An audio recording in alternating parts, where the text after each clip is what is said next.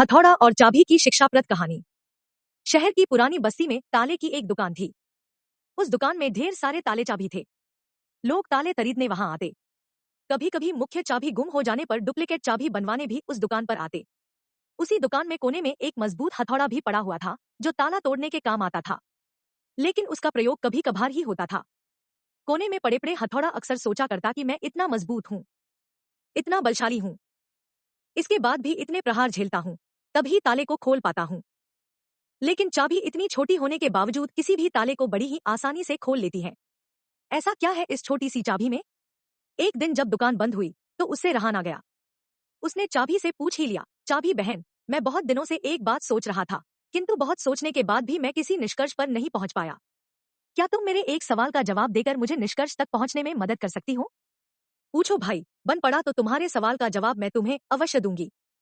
चाबी नम्रता से बोली, बहन, तुम्ही में ऐसी क्या खास बात है कि तुम इतनी छोटी होने पर भी हर प्रकार के ताले, चाहे वह कितना मजबूत और जिद्दी क्यों न हो, बड़ी आसानी से खोल लेती हो, जबकि मैं तुमसे बहुत बड़ा, बलशाली और शक्तिशाली होने के बावजूद ऐसा नहीं कर पाता।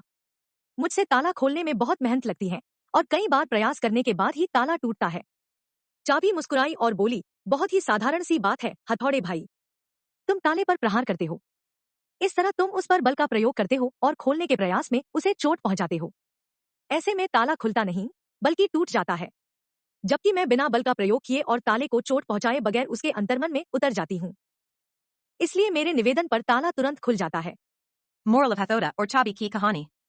जीवन में कई बार ऐसी परिस्थितियां आती हैं जब हमारे सामने हथौड़ा या चाबी बनने का विकल्प होता है।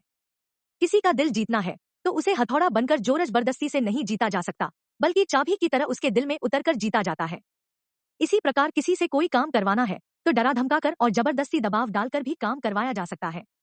लेकिन ऐसे में कार्य के प्रति उत्साह और समर्पण भावना नगण्य रहेगी। यदि किसी के दिल में कार्य के प्रति समर्पण भावना जागृत कर उसे उत्साहित कर कार्य करवाया जाए तो कार्य मन लगाकर और समर्पण से किया जाएगा और ऐसे में कार्य बेहतर होगा और परिणाम भी बेहतर प्राप्त होगा।